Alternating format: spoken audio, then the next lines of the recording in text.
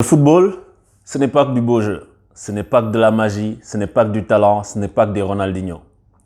On se pour tous, parlons des bouchers. Alors, en fait, tu sais, quand on grandit, on est tous passés par la phase émerveillement où on découvre le football, où on regarde des joueurs de grands talents, des Ronaldo, le Brésilien, et des Kaka, des Zidane, chacun en fonction de son évolution.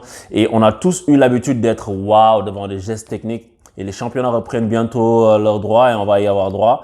Mais à côté de ça, il y a aussi un autre football.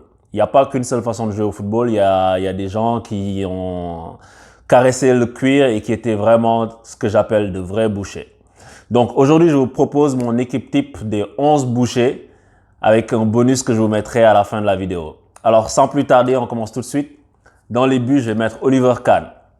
Oliver Kahn parce que c'était un gardien, tu sais, à l'époque où les gardiens avaient encore leur casquette là, qui était très violent, très agressif. Tu avais l'impression que le gars, il était ailleurs, Oliver Kahn.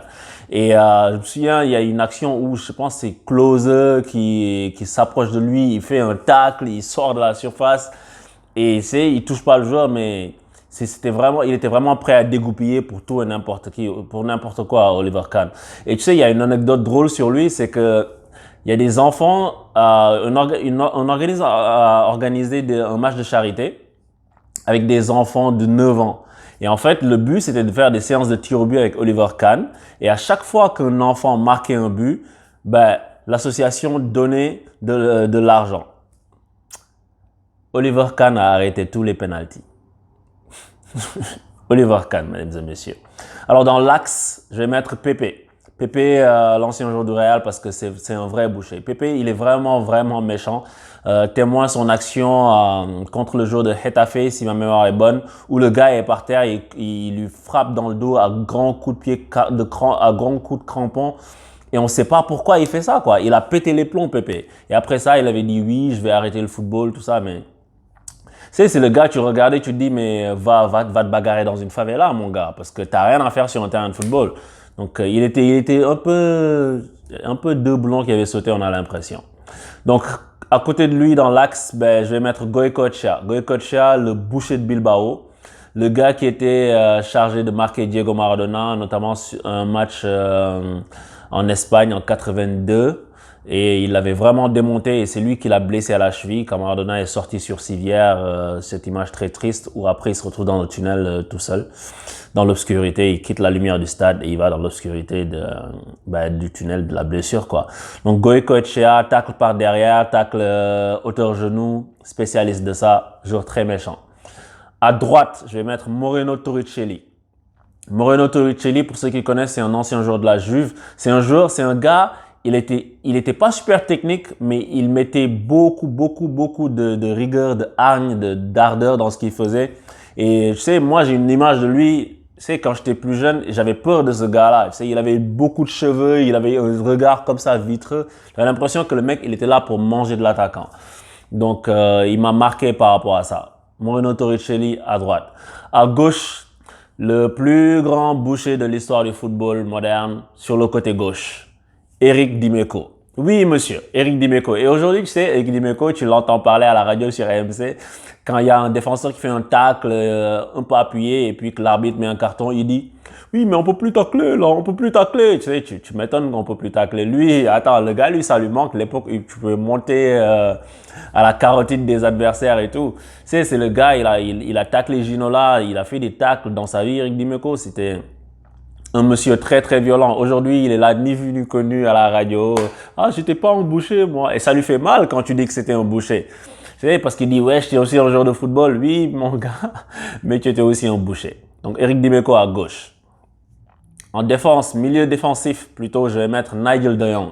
Nigel de Jong, au fait d'armes, double fracture tibia péroné pour Hatem Ben Arfa. Il avait aussi caressé la poitrine de Xabi Alonso en finale de Coupe du Monde 2010 avec ses crampons. Donc Nigel de Jong, c'est des gars, tu sais, ils sont là pour faire mal. Ils sont pas là pour autre chose. Tu sais, ils sont là pour intimider l'adversaire. Ils sont prêts à casser tout ce qui est devant eux. Donc sans aucun scrupule. Pour l'accompagner en milieu défensif, oui, son compatriote Mark Van Bommel.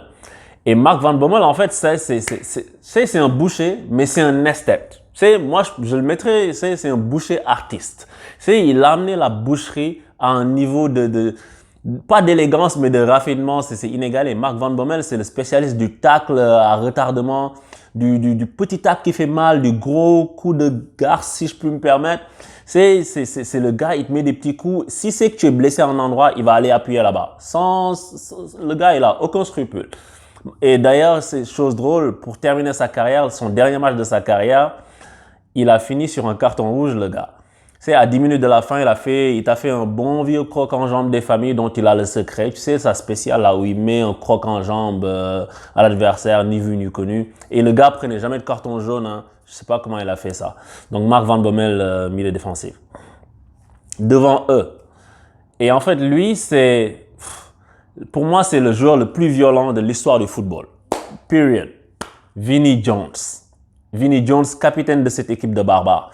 Vinnie Jones, c'était un gars, il était très, très violent et très, très méchant. C'est un gars, je sais pas, à l'époque, les attaquants n'étaient pas protégés et tout. Et ce gars-là, les choses qu'il faisait. Et tu sais, il y a une anecdote sur Paul Gascoigne qui raconte. Vinnie Jones vient le voir et lui dit, je m'appelle Vinnie Jones, je suis un gitan, je gagne beaucoup d'argent et je vais te mordre l'oreille et la recracher dans la pelouse. Et aujourd'hui, tu es tout seul avec moi, mon garçon. Et il y a aussi un autre match où il attrape Paul Gascoigne par les cocognettes, quoi. Donc Vinnie Jones est là maintenant, ni vu ni connu lui aussi, il est acteur. Vas-y, je n'ai rien à me reprocher. Il fait des films, Snatch, tout ça. Vinnie Jones, mec très très méchant, très très violent. Je pense que même tu le regardais, tu revenais pas, quoi. Et il y a une anecdote drôle aussi sur lui, c'est que il a pris le carton jaune le plus rapide de l'histoire de la Premier League, je pense. Et il l'a pris au bout de 3 secondes. Et tu sais ce qu'il a dit, le gars? Il a dit, je suis peut-être allé trop fort, je suis peut-être allé trop haut, mais c'est sûr que j'ai pas pu faire ce tacle en retard puisqu'il m'a fallu juste 3 secondes. Vinnie Jones. Alors, à gauche, dans mon 4-5-1, à gauche, je vais mettre Cyril Roll. Cyril Roll parce que lui, il était habité. Cyril Roll parce que c'était un joueur vraiment très, très violent. Tu avais l'impression qu'il était dans un autre monde. Lui, c'est un vrai boucher. Cyril Roll, boucher quand il est là, tête basse avec ses cheveux là. C'est un gars, il parlait pas beaucoup, mais découpé comme il faut. Et c'est drôle, j'entendais la dernière fois Jérôme Bretagne dire dans l'after, ben Cyril Roll, quand tu le connais, il est très gentil. Mon gars.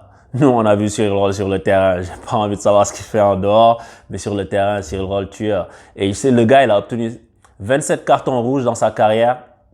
Et tenez-vous bien, 187 cartons jaunes. Si ça, c'est pas du boucher, mon gars, je ne sais pas ce que c'est. Alors, à droite, je vais mettre Roy Keane. Roy Keane, je voulais pas le mettre à la base parce que mancunien et tout, mais Roy Keane, quoi. Roy Keane, c'est capitaine courage, grand joueur, hein, mais grand boucher devant l'éternel. Et il y a cette anecdote sur le joueur. Roy Keane avait été taclé ou quelque chose comme ça, il se retrouvait au sol. Et il y a un joueur qui est venu le voir et c'est même pas le joueur-là qui a taclé Roy Keane. Il lui a dit, mais lève-toi, tu fais semblant, il n'y a rien. Roy Keane, rancunier qu'il est, il a attendu 4 ans, le mec. C'est la patience du boucher. Le gars a patienté 4 ans. Il a recroisé le joueur en question. Il lui a mis un tacle au genou, mon gars. Le gars, sa carrière était terminée. Et à la fin de sa carrière, il a écrit sa biographie. Et il dit, il y a beaucoup de choses que j'ai regrettées dans ma carrière. Ce tacle n'en est pas une. Roy Keane. Et devant, nul autre que l'inévitable Diego Costa. Elephant Man pour certains, Diego Costa, un malade mental. Tu sais, quand on dit que l'attaquant, c'est le premier défenseur, c'est Diego Costa. Diego Costa, il est prêt à te faire un tacle à la gorge à l'attaquant adverse. Tu sais pas d'où ça lui sort, il est tout le temps fâché, il a tout le temps envie de se battre. Tu as l'impression que ce gars-là, en fait, c'est un gars, on l'a sorti d'une fight MMA, on l'a mis sur un terrain de football. Il veut se battre. Et tu sais, il pète un plomb facilement. Et quand il dit à l'arbitre récemment, il a insulté l'arbitre, sa maman et toute sa descendance, je pense, pour un truc totalement banal, il s'est fait expulser vers la fin du championnat récemment. Donc Diego Costa, attaquant de pointe de ce 4-5-1 de Barbare. Alors, en bonus, j'ai des remplaçants. Donc déjà, il y a Carlos Moser, encore un Marseillais, on se demande bien pourquoi.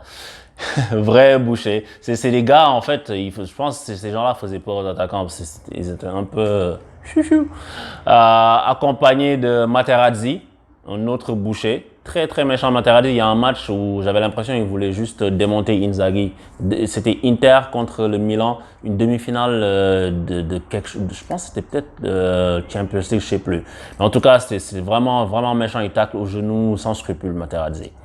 Accompagné de Gattuso sur le banc aussi. Et Gattuso, en fait, j'ai l'impression que c'est plus de la hargne que de la méchanceté. Tu vois, c'est quelqu'un de rugueux, mais j'ai pas l'impression qu'il cherche vraiment à blesser d'abord. Mais bon, c'est mon impression. En tout cas, Gattuso sur le banc. Il y a aussi Gentile, l'Italien qui est né en Libye, là. Et lui, Maradona s'en souvient aussi, malheureusement pour lui, quand il est allé en Italie, il est tombé sur lui, jour de la Juve, Gentile. On se demande pourquoi, c'est la Juve aussi qui est là. Il y a aussi Pierre Fanfan, Shabani Nonda s'en souvient. Pour ceux qui savent de quoi je parle, c'est ça quoi. Donc voici mon équipe de boucher entraînée par Capello. Donc parce que c'était un peu le père fouettard du football, il faisait peur à ses joueurs Capello. Donc une belle équipe de poètes. Donc voici, donc allez faites la vôtre, faites votre équipe, dites-moi en commentaire qui vous auriez mis, qui vous n'auriez pas mis. Et on se revoit bientôt pour du vrai foot et puis en espérant avoir le moins de boucherie possible et plein de spectacles. Allez, ciao!